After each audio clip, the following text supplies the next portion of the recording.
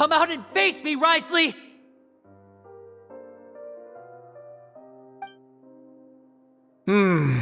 Aren't we at an administrative office space? Why don't you at least try to follow even a couple rules from the fortress's indoor management regulations? What did you do to my sister? I ran into the young miss at the infirmary. I'd heard that she was suffering from quite the migraine, so I decided to invite her over for a cup of tea. I do have some teas in my collection that can work wonders against such an illness. Stop joking around! Where did you take my siblings? I have also heard that your performances are quite the spectacle. Miss Lynette would sometimes enter a box filled with water, only to emerge the next second from another place altogether. Maybe she'll appear behind you right now if you were to turn your head. Is he trying to trick me into turning my head? No, he's probably not looking to attack me right now. All of the hostages are in his hands, and he's even in the mood for small talk. That means Lynette is probably still alive.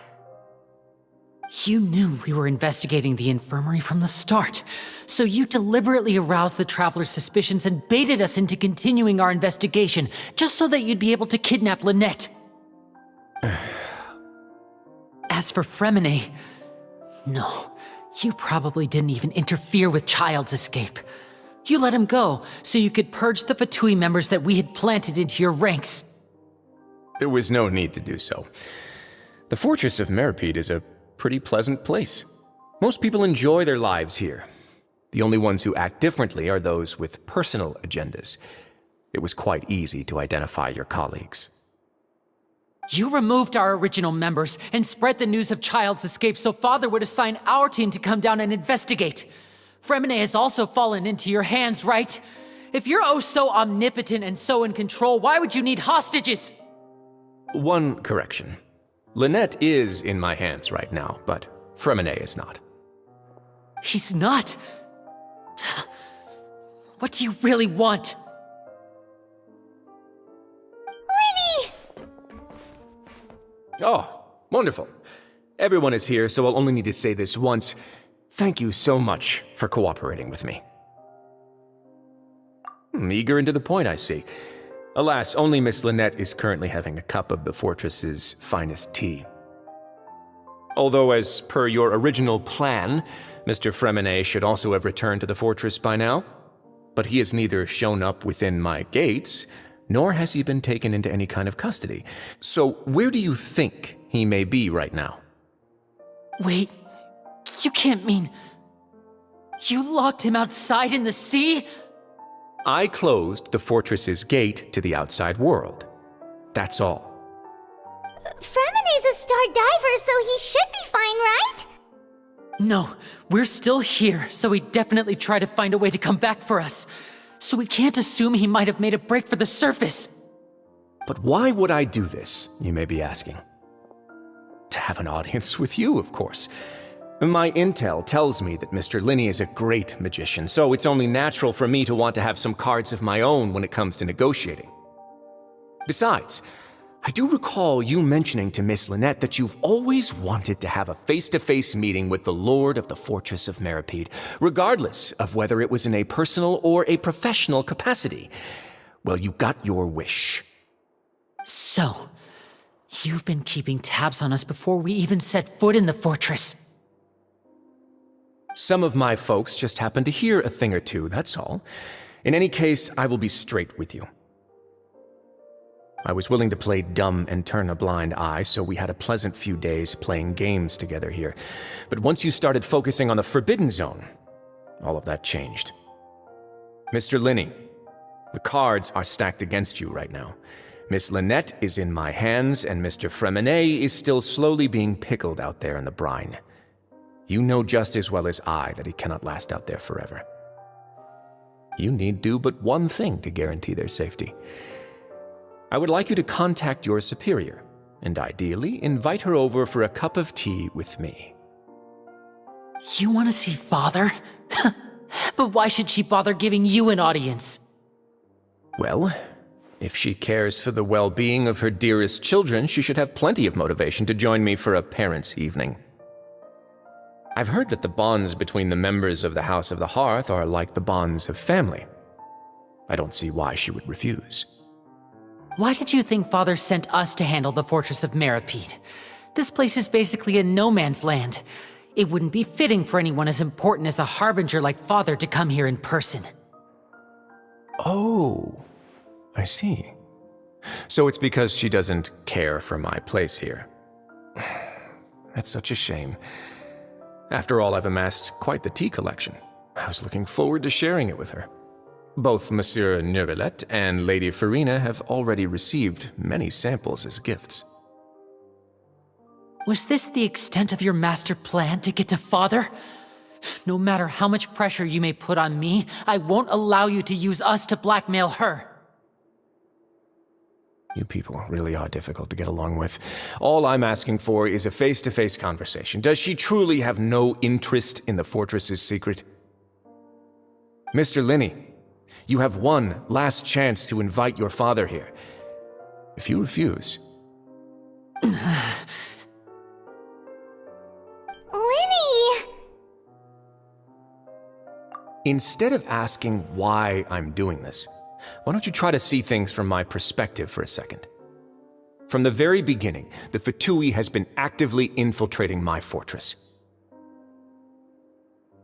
I gave you a warning by cutting off the first few operatives I found, but that only caused you to double down. Had you given up on the fortress then and there, I'd have no reason to want to talk.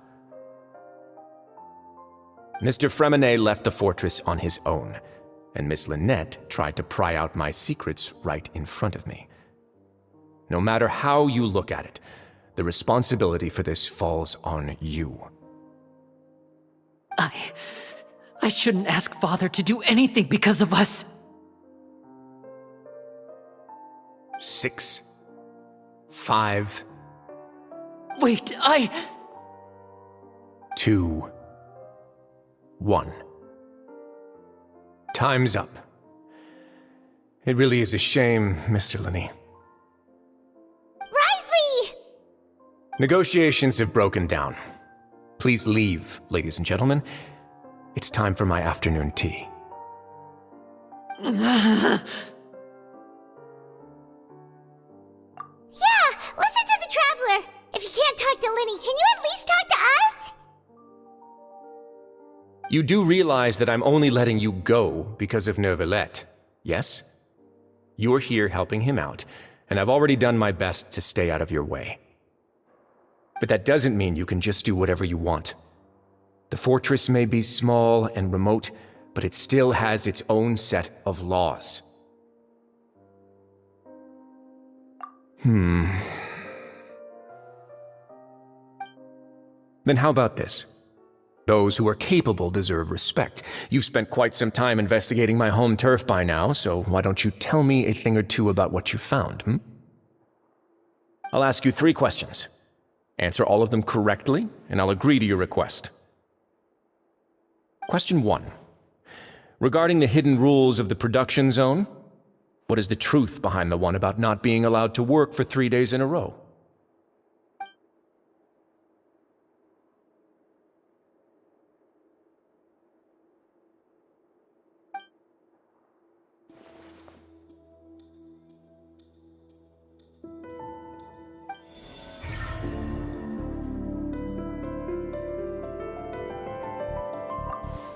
So that's what's going on. Paimon understands it now. Who would have guessed? The hidden rule of the production zone. People are not supposed to work 3 days in a row, and if they do, they'll get strange meat in their welfare meal. At first we thought this strange meat must have something to do with the people who disappeared, but in reality, they were all prepared by Sijuin, the head nurse. She often visits the production zone to observe the workers' health and makes a note of anyone who has worn themselves out after 3 full days of work. Out of her sense of duty as the head nurse, as well as her genuine concern for the workers' health, Sijuin visits the cafeteria right before lunch and cooks an extra dish for those who can use the stamina boost. Siege Sigewin has only the best intentions with her surprise gift and doesn't want anyone to find out about what she does. However, unfortunately, Melusines as a race perceive the world differently from humans, and their sense of aesthetics is even more alien to us. The recipients of her lovingly prepared special meals cannot taste the care within and usually just freak out. Are we on the right track? Not bad. You've uncovered Sigewin's secret and even guessed her intentions correctly as well. It's nice to know that her efforts have not gone unacknowledged. All right, now for my next question. There are also some hidden rules in the Pancration Ring, including the one that you're not allowed to support both sides of a fight. Why is that?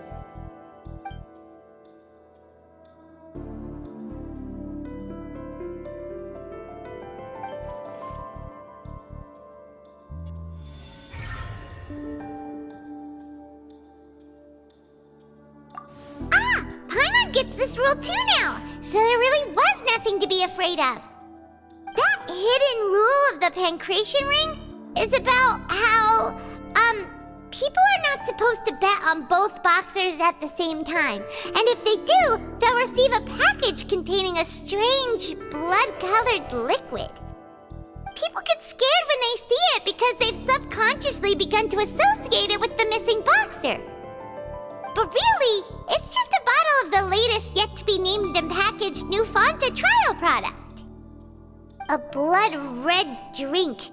It's no wonder even Fanta's own staff were questioning the company's decision-making. The company, facing backlash from its own staff, decided to try to trial the product on a smaller scale to see how it might be received by customers. They came to the fortress of Meropide and offered to sponsor the Pancration tournament so they could push their new product. But the Duke completely refused to even entertain the idea. The Duke, knowing how valuable coupons are in the fortress, knew that only total idiots who didn't understand their true value would bother buying a Fanta product here. And so, only those who proved their stupidity by being dumb enough to bet on two opposing sides of the same match were selected to receive the drinks. I acknowledge the effort you've put into bringing the truth of this mystery to light. Although, based on your description, that Fanta promoter is a bit too careless with his words, I may just reconsider my collaboration with the company. All right, and here's the final question. What's the secret behind our head nurse and all of her patients in the infirmary?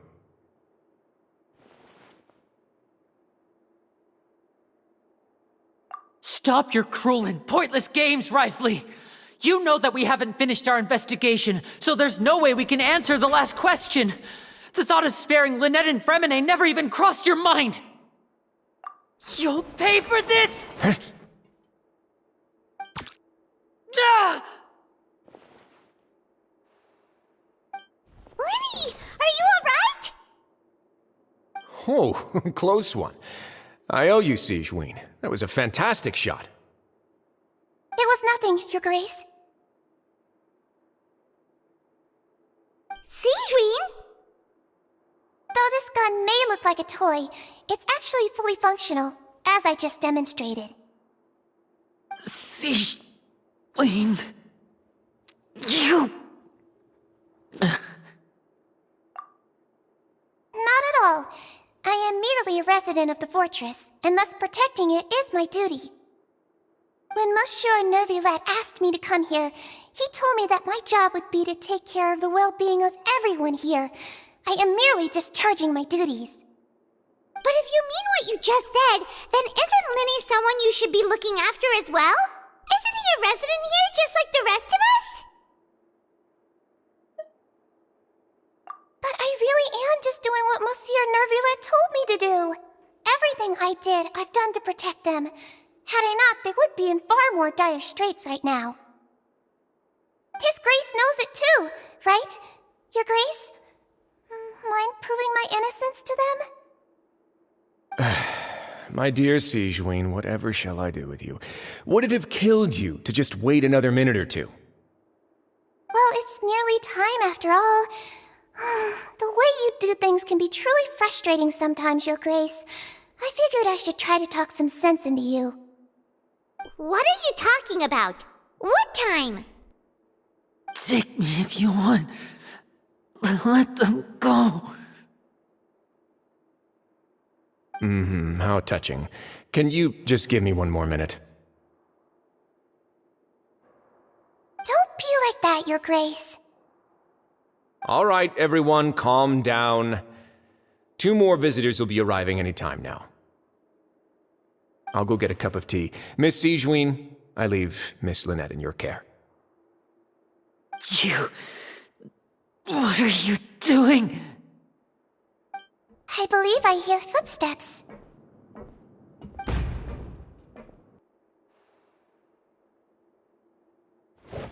Some space, please. Ah, Miss Clarande. My door. Fremine... Fremine... What's going on? What is Clarande doing here? Work. I'm sorry about shooting you, Mr. Linney. The tranquilizing effect will begin to wear off soon. Please take it easy in the meantime, though. What happened to Fremine? Wasn't he diving just outside of the fortress? Why is he looking like this?